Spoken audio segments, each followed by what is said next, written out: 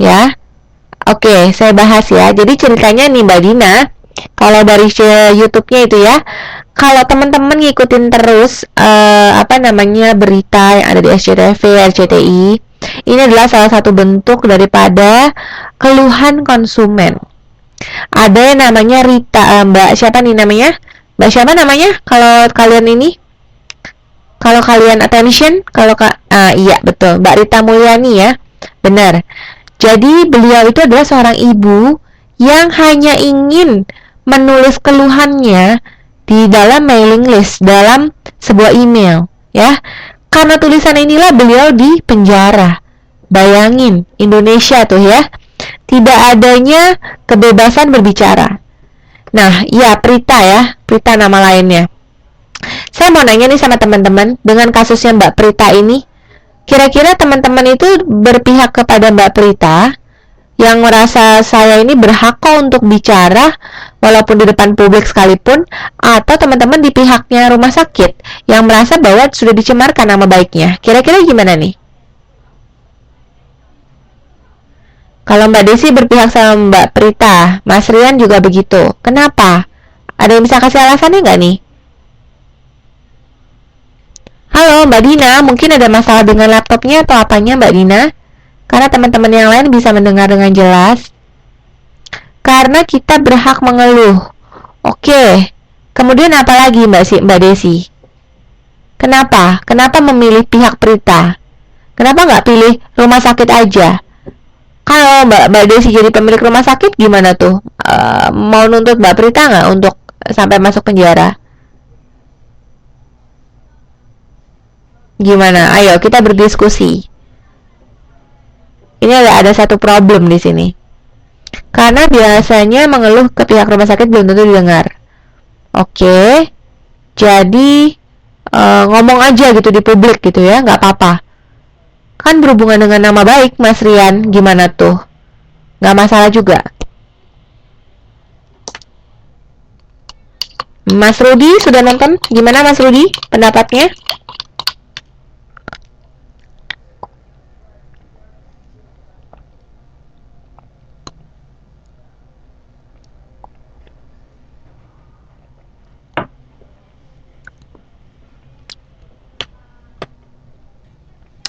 Mbak Dina kalau nggak bisa buka, tapi Mbak Dina tahu nggak cerita tentang Mbak Prita ini, kasusnya? Kalau saya nggak menuntut ke pengadilan, tapi pakai media pers membuat perbaikan nama baik gitu. Oke, jadi kalau Mbak Siti lebih milih, ya udah kan sudah terjadi juga, saya ini aja pers conference aja gitu ya. Oke, ini adalah satu topik yang menarik ya teman-teman. Kenapa? Karena di satu sisi kita sebagai konsumen tuh berhak loh untuk berbicara tentang apa yang kita rasakan. Bener nggak? Wong kita belinya pakai duit, bener nggak sih? Kita kan itu ke rumah sakit nggak pakai gratis, bener nggak? Kita beli barang pun nggak ada yang namanya gratis zaman sekarang. Kita beli pakai uang, uang kita hak kita, bener nggak? Kita sudah membayar, kita berhak untuk mendapatkan apa yang jadi hak kita. Kalau tidak sesuai bagaimana? Berhak nggak kita untuk menuntut? Berhak ya, berhak. Kenapa? Karena kita sudah bayar, ya nggak? Dan penjual pun sudah menerima uangnya, gitu. Dan kalau memang tidak sesuai dengan yang dijanjikan, berarti yang salah di sini siapa? Pihak rumah sakitnya dong, bener nggak? Nah, oke, itu ada satu poin ya, dimana konsumen itu berhak loh untuk menyatakan keluhannya. Ya, yang tadi saya bilang, saya sudah membayar kan, ya dong. Nah, tetapi pertanyaan saya, gimana nih dari pihak rumah sakit yang merasa nama baiknya tercemar? Nama baiknya tercemar, gak akan ada lagi yang mau ke rumah sakit itu. Sangat merugikan sekali ke depannya.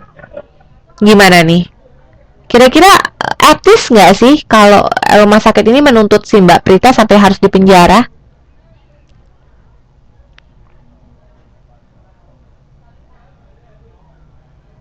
Enggak ya, enggak etis. Oke. Makanya banyak sekali kalau kalian lihat di berita ya, banyak sekali pihak-pihak yang sangat mendukung Mbak Prita. Kenapa? Karena mereka merasa bahwa, loh, sekarang ini sudah zamannya demokrasi. di mana orang-orang sudah berhak untuk menyatakan pendapat mereka, di mana orang-orang itu sudah berhak untuk bersuara, di mana setiap orang itu sudah berhak untuk memilih. Bener nggak? Presiden aja dipilih sekarang, bener nggak? Karena memang Bu Prita yang dirugikan. Oke, jalan damai dan sebaiknya pihak rumah sakit, terutama dokter bicara yang terpesat. Oke, itu bagus banget teman-teman. Pendapat teman-teman itu bagus-bagus banget. Aku setuju banget dengan pendapatnya teman-teman. Dan ini adalah salah satu cerminan ya, cerminan dari apa yang terjadi.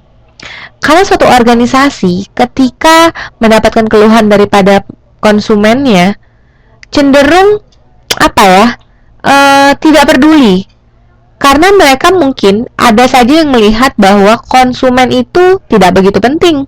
Kenapa? Siapa sih Mbak Prita ini? Bukan anak presiden kan? Kalaupun nggak diurus juga nggak ada hubungannya lah. Maksudnya nggak akan memberikan impact apa-apa, nggak akan memberikan pengaruh apa-apa nih sama rumah sakit kami. Mungkin pemilik rumah sakit akan berpikir seperti itu. Atau mungkin Mbak Prita ini tidak menggunakan jasa rumah sakit yang VIP, pakai kelas ekonomi saja, kok mau banyak bicara, misalnya, gitu kan. Tapi jangan salah, kalau perusahaan mempunyai konsep seperti itu, bahwa setiap konsumen itu diremehkan, nggak akan maju perusahaan itu. Karena teman-teman tahu kan, kalau ada peribahasa bilang konsumen itu adalah raja, benar nggak? Konsumen adalah raja, di mana konsumen itu lah yang sebenarnya menghidupi kehidupan perusahaan. Nggak ada konsumen, siapa yang mau pakai jasa yang kita jual? Siapa yang mau beli barang yang kita jual? Kalau nggak ada yang beli, kemudian untungnya dari mana? Nggak ada. Kalau nggak ada untung, bisa gaji karyawan nggak? Nggak ada. Yang ada gulung tikar. Bener nggak? Jadi, kita harus sangat harus menghargai konsumen. Ya, tetapi ingat bahwa kita pun adalah konsumen. Siapa manusia di dunia ini yang bukan merupakan konsumen? Nggak ada. Semua orang itu konsumen. Kita pun konsumen. Bener nggak? Kita butuh makan, kita beli makanan. Bener nggak? Jadi, karena kita adalah konsumen, pada hakikatnya kita adalah konsumen, kita ketika bekerja sama orang, kemudian menghadapi keluhan-keluhan dari pelanggannya perusahaan, ya wong jangan marah-marah gitu loh. Jangan kasar-kasar menghadapinya. Atau bahkan sama seperti rumah sakit ini, malah masukin seorang ibu ke penjara sampai terpisah dari anaknya. Seperti itu. Tidak etis sekali. Bahkan kasus ini sangat hot ya waktu itu di Indonesia ya. Sangat panjang, kasusnya tidak selesai-selesai, bahkan sampai pihak-pihak daripada kenegaraan seperti gubernur, kemudian Komnas HAM itu angkat bicara soal masalah ini. Kalau teman-teman ngikutin ceritanya gitu ya. Tapi setahu saya masalahnya sekarang sudah ditutup kasusnya dan sudah berakhir dengan damai seperti itu. Nah, ini saya ambil kenapa? Karena dalam menghadapi satu konsumen keluhan, bukan seperti ini contoh yang baik. Tidak seperti ini. Dan balik lagi, setiap konsumen punya hak untuk menyatakan keluhan, untuk menyatakan apa yang baik dan buruk mengenai yang dia rasakan. Jelas ya? Jelas ya teman-teman ya? Oke. Saya lanjut lagi ya. Saya lanjut ke sini. Oke. Yang tadi, konsumen itu penting. Konsumen itu adalah raja. Maaf, ini oke. Konsumen itu penting, konsumen adalah raja. Kenapa sih? Apa sih menjadi hak konsumen? Memperoleh produk yang aman. Iya dong, apalagi berhubungan sama rumah sakit. Kalau kita pakai contoh Mbak Prita. Bayangin teman-teman, kita kalau masuk rumah sakit itu yang dipertaruhkan bukan uang loh. Yang dipertaruhkan tuh nyawa loh. Nyawa itu nggak bisa dibeli pakai uang. Jadi kalau kita bisa mendapatkan pelayanan yang baik, itu pastinya baik dong ya. Tapi kalau pelayanannya buruk, itu sudah menyangkut maaf, ini kenapa ya? Ada jaringannya agak bermasalah sepertinya. Oke, saya sambil nunggu, saya tetap bahas. Jadi berhubungan dengan nyawa, balik lagi tadi. Jangan main-main. Pernah ada satu cerita nih teman-teman. Teman-teman boleh searching juga di internet ya, di Google atau di apa. Ada satu orang petani, dia itu sakit. Dia itu, sebentar ya, ini kenapa ya?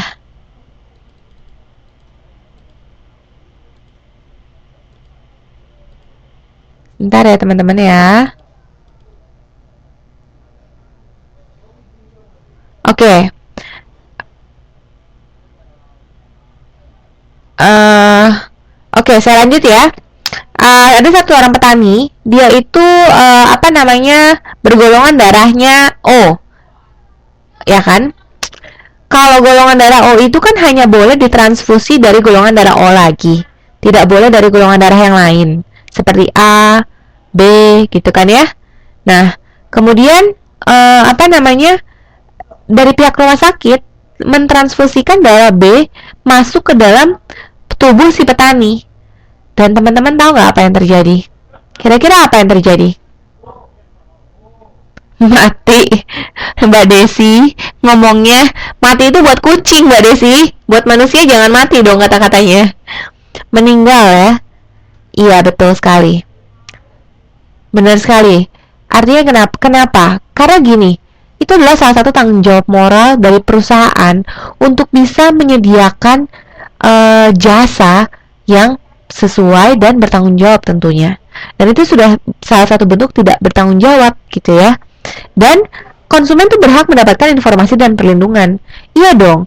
Kalau saya datang ke rumah sakit, saya dikasih obat, kemudian saya nggak tahu cara minumnya gimana.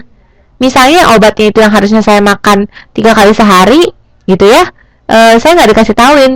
Yang ada saya minum 10 kali sehari, yang ada saya langsung overdosis. Benar nggak? Jadi nggak boleh main-main. Nggak cuma rumah sakit, tapi apapun itu. Saya misalnya mau nabung di bank. Saya nggak tahu nih ceritanya kalau misalnya tabungan saya itu jenisnya adalah deposit. Deposit itu artinya tidak boleh diambil selama beberapa tahun. Saya nggak tahu nih, saya nggak diinformasikan. Tiba-tiba ketika saya sakit, saya butuh uang, saya nggak bisa ambil. Terus bank bilang katanya itu adalah jenisnya deposit yang hanya bisa diambil 5 tahun sekali. Waduh, gimana dong? Ya nggak? Jadi harus mendapatkan informasi dan perlindungan. Kemudian berhak memilih produk, jelas sekali. Nggak bisa dong dipaksakan. Misalnya, saya jualan produk kosmetik gitu ya. Saya menyarankan misalnya Mbak Desi atau Mbak Siti pakai produk yang untuk muka berminyak. Tetapi Mbak Desi Mbak Desi dan Mbak Siti itu nggak maunya pakai yang normal aja. Karena Mbak Desi dan Mbak Siti merasa kadar minyaknya nggak terlalu banyak kok. Loh, terus saya maksa, nggak boleh, harus beli yang berminyak, titik. Kan nggak mungkin begitu jualan, iya nggak? Jadi harus bisa, konsumen tuh boleh memilih produk ya. Kemudian didengarkan oleh pemerintah, pastinya. Karena pemerintah itu kan melindungi hak asasi manusia, ya kan, hak asasi setiap warga negaranya. Jadi jika terjadi apa-apa, konsumen tuh bisa langsung menghadap kepada pemerintah atau pihak kepolisian untuk meminta bantuan jika terjadi ketidakadilan atau ketidakbertanggungjawaban, ya. Dan mendapatkan pendidikan. Maksudnya pendidikan di sini bukannya kuliah, bukannya sekolah ya, tapi lebih kepada informasi bagaimana cara menggunakan produk dan jasa yang baik. Seperti itu.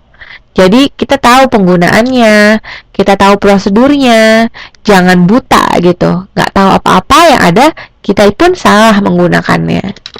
Jelas ya? Saya lanjut. Oke. Cara menghadapi keluhan konsumen. Sebelum saya lanjut ke sini, saya mau sharing satu link lagi. Tunggu ya. Oke, teman-teman boleh dengerin ini. Sebentar.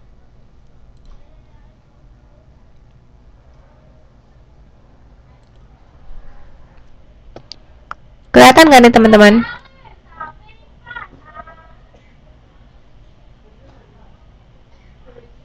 Ini agak panjang sedikit.